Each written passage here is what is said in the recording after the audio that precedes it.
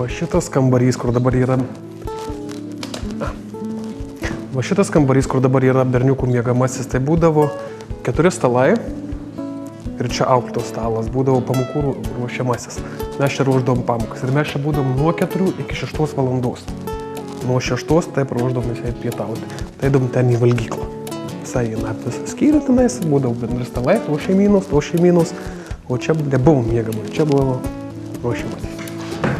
Pačiam labai gerai sekdavosi matematika ir kai kurie net nusirašinėdavo. Na tai va čia blogų pažymų rezultatas. Tekdavo ruošti pamokas ne tik už save. Bet aišku, kažkas pradėjo pažinti braižą ir kažkas tai įvertino. Na ir žinojau, kad ne taip, jiems būdavo, daleiskim, rašoms 8, o man 2. Nes žinau, kad būtent ten mano darbas yra, nes patikrindavo ir jau iš karto viskas. Nes specialiai nesvarbu, kad tik klaidų prigalvodavau, pradarydavau arba kitokį sprendimų būdą vis tiek sugaudavau, kad tai nežinau, kas jis tikrai to nemoka. Tai čia iš tų 8 berniukų faktiškai vienam nereikėjo padėti, visiems reikėjo padėti. Andriui čia viskas pažįstama iki kaulų smegenų. Nors jo motina ir tėvas gyvi dar šiandien, tikrieji jo namai čia, Viešvilės vaikų globos namuose. Čia jis užaugo, čia jis išmoko atskirti pelus nuo grūdų. Savo gimdytoją vaikiną šiandien tik vardu vadina, o tikrosios jo mamos čia, globos namuose. Vietoj vienos mamos turėjau 3, į kuriuos keisdavosi dieną 2 sykius. Jisai skyrė savo vidinę energiją, užsispyręs buvo. Jeigu jis ką sugalvodavo, jis būtinai tą padarydavo. Labai mėgo teisybę gyvenime, nori būti teisingas. Mokėsi gerai, buvo pažangus mokykloje, pamokų ruošos metu padėdavo vaikams ruošti pamokas, labai pergyvendavo, kuris jau nemoka, nesimoko, tai jau tą vaiką jau jis griebdavo už čiupros ir padėdavo tiem vaikams. Tai buvo toks vienas berniukas, kurį labai jau, už kurį jis kovojo ir buvo tiesiog paskirtas, kai jį globotų. Tai tas vaiks neišnešė ir nieko gero iš jo neišėjo gyvenime. Ir dabar jisai bastosi jurbarke po gatves. Nebaigęs mokyklos, toks vanglikas. Tai va. O šitas vaikas, jisai visą laiką kažko įsiskirdavo. Ir labai norėdavo kitiem padėti. Labai buvo sportininkas, krepšį žaisdavo, regbį žaisdavo, suorganizuodavo iš čia tą savo būrį ir jie traukdavo į stadioną šičia ir jie visi taip žaisdavo. Ir vaikai jį mėgo, į didelį mažį jį mėgo. Tuo laiku dirbau sporto būrelį ir man labai susidraugavome.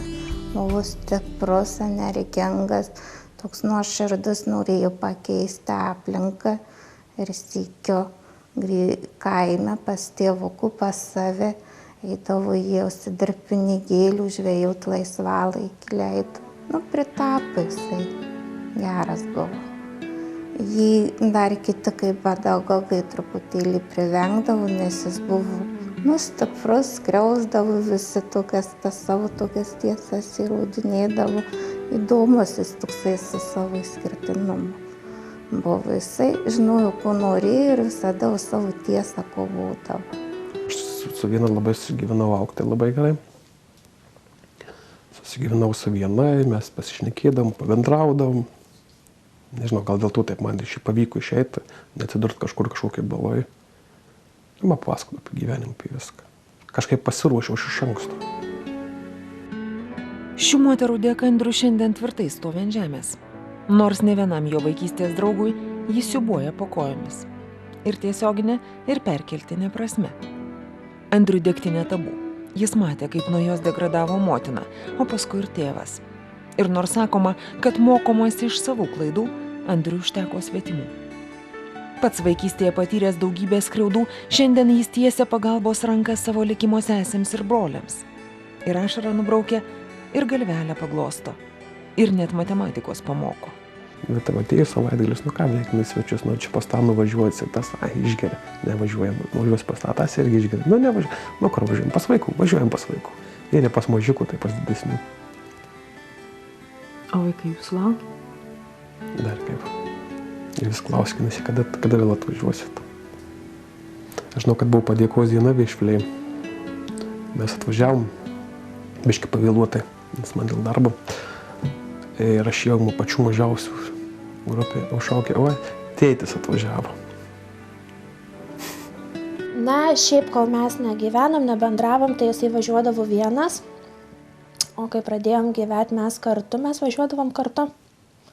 Pirmą kartą nusivežė, tai prieš porą metų.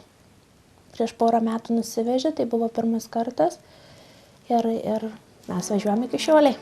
Mes nuvažiavom prieš tai Kalėdas, nuvežėm, gavom tiesiog atidavė žmogus daug drabužių, nes parduotuvė bankrutavusi. Bankrutavom, tiesiog nebuvo neįmanoma išlaikyti jūs. Jie turėjo dėvėti tie drabužiai. Iš tikrųjų mes ten pažymėm, kad tie drabužiai tikrai yra geri. Yra tikrai geri tie drabužiai.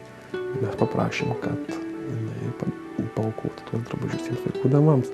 Ir nuvežėme tuos drabužėlius, vienas su savo mašinu nuvežėm, paskui reikia didesnės mašinos, pasimtų drabužių, nes netelpo mums.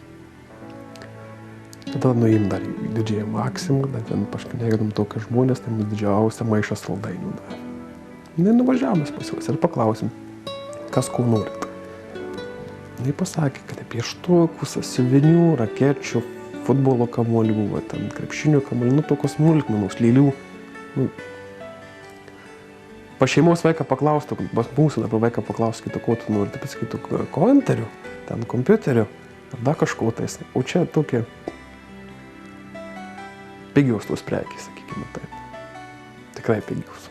Nebuvo nori didelių. Yra mūsų Jurbarko rajoninis laikraštis, mūsų laikas. Na ir pirmiausia kelionė mano buvo tenais. Direktorių mielai sutiko mums padėti. Mes tik tai galvojom, kad mums kaip padėka parašys nemokamai straipsnį, bet jie šaunuoliai, jiem didelis ačiū, jie nupirko visas dovanas, ką reikėjo. Na, mes tuo neapsistojom. Giminių ratą taipogi vėl nuskriaudėm, kas kiek galėjo, padėjo ir pradėjom keliauti į mažąją Maksimą. Mažojoje Maksimoje dirba ponia Rukšnaitienė, kuri vasarą buvo surengusi gerumo akciją, pakvietusi į savo sodybą vaikų namų auklėtinius paplaukioti baidarėm ir pajodinėti žirgais. Na ir ji mielai sutiko mums padėti. Mažoji Maksima surinko iš pardavėjų, iš darbuotojų pinigėlius ir nupirko jie šokoladus kiekvienam ir puodelius. Nukeliavę į didžiąją Maksimą gavom saldainių maišą, jau Kalėdų senelis saldainių turėjo.